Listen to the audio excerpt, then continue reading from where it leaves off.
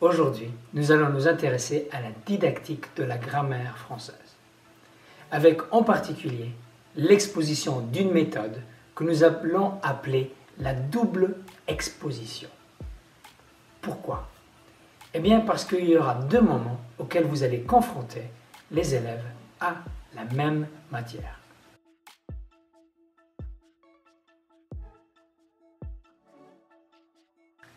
La première étape consiste à exposer vos apprenants et apprenantes à une vidéo, donc une capsule vidéo exposant la théorie d'un phénomène grammatical.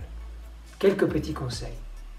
Lorsque vous allez faire votre recherche, concentrez-vous sur une vidéo au cours de laquelle l'animateur emploie le même métalangage que celui que vous avez habitude d'utiliser.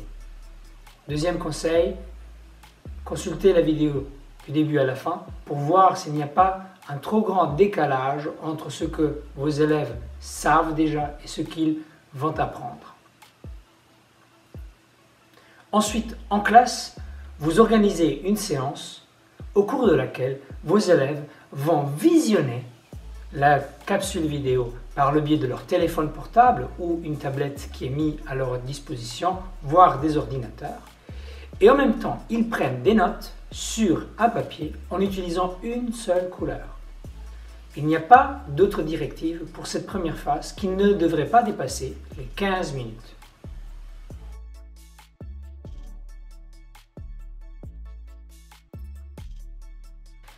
La deuxième partie est la partie qui nous permettra justement de parler de double exposition à un phénomène grammatical.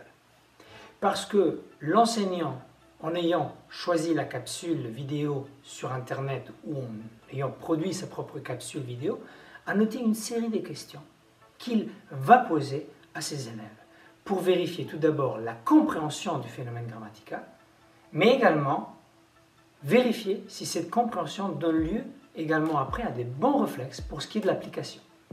On est donc vraiment au niveau des connaissances déclaratives pour ce qui est d'un phénomène grammatical.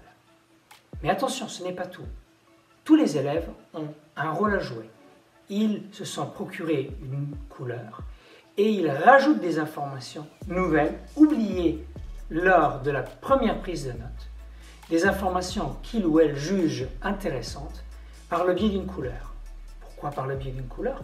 Parce que tout à l'heure, lorsque vous allez rassembler la prise de notes de tous les apprenants et apprenantes, vous aurez l'opportunité de vérifier quelles nouvelles informations ont posé problème et pourquoi ces informations ont été ajoutées et où elles ont été ajoutées.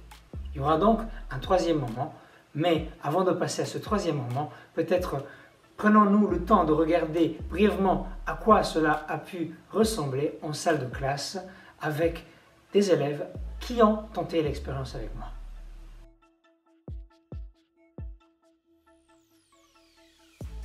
Qu'appelle-t-on un mode en français? Une famille ou un groupe de temps. Très bien, est-ce que vous pouvez le répéter encore plus fort? Une famille ou un groupe de temps. Tout à fait juste. Qui peut me donner un exemple d'un mode en français? L'indicatif. Très bien. Un deuxième exemple. Subjonctif. Alors, puisque nous avons eu cette définition, que quelqu'un d'autre va répéter, quelle est la définition d'un mode? On appelle un mode une famille ou un groupe de temps. Puisque on a le subjonctif et l'indicatif, il y aurait donc des temps qui appartiennent à ces deux modes. Qui peut me donner un exemple d'un temps de l'indicatif? Et là, je vais devoir avoir plein de doigts qui se lèvent, puisque c'est quand même une question qui devrait être connue. Le présent. Mais le présent? L'indicatif. Très bien, merci. L'indicatif futur simple. Le subjonctif présent. Alors là, vous avez changé de mode, mais la réponse est quand même juste, le subjonctif présent. L'indicatif futur antérieur.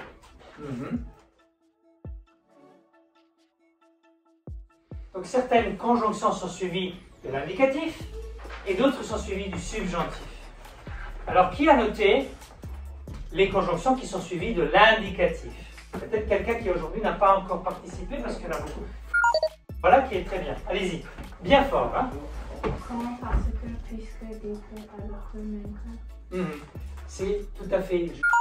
Quand vous voyez cela, vous savez que derrière, vous ne pouvez que mettre l'indicatif. Après, il faudra encore choisir quel temps. Pour l'instant, vous savez déjà que ça fait partie de l'indicatif et que vous n'aurez pas besoin de mettre le subjonctif. Mais quelles sont alors les conjonctions qui sont suivies du subjonctif? Bien sûr que. Plus fort, plus fort. Bien sûr. Non, bien que, pardon, puisque, que, sans que, pour que, avant que. C'est tout à fait juste. Quand vous voyez pour que, vous savez que derrière, vous devez mettre le subjonctif. Un pour.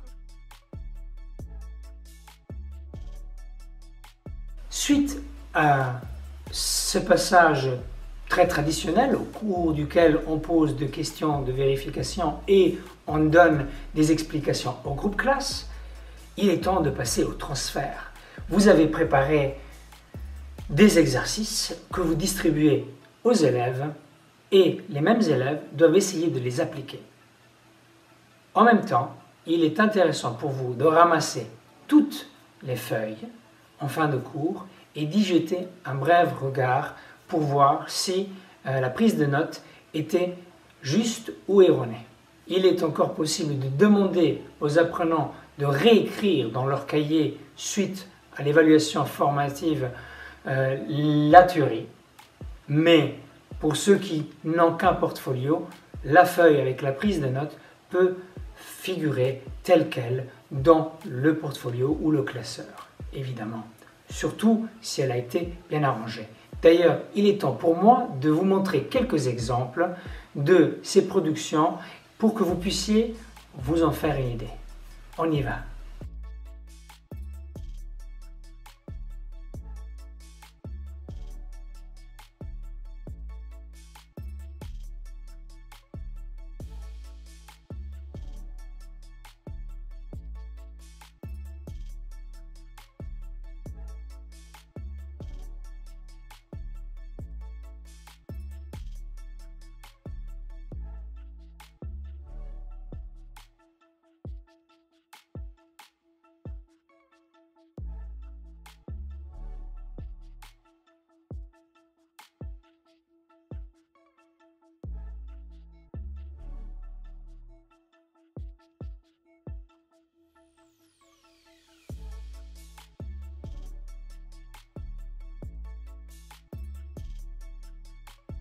Chers collègues, c'est la fin de cette capsule qui a abordé donc une méthode que nous avons baptisée la double exposition, de la mesure où il y avait deux moments au cours desquels un apprenant était confronté à une exposition théorique, tout d'abord à travers la vidéo et ensuite à travers la méthode interrogative.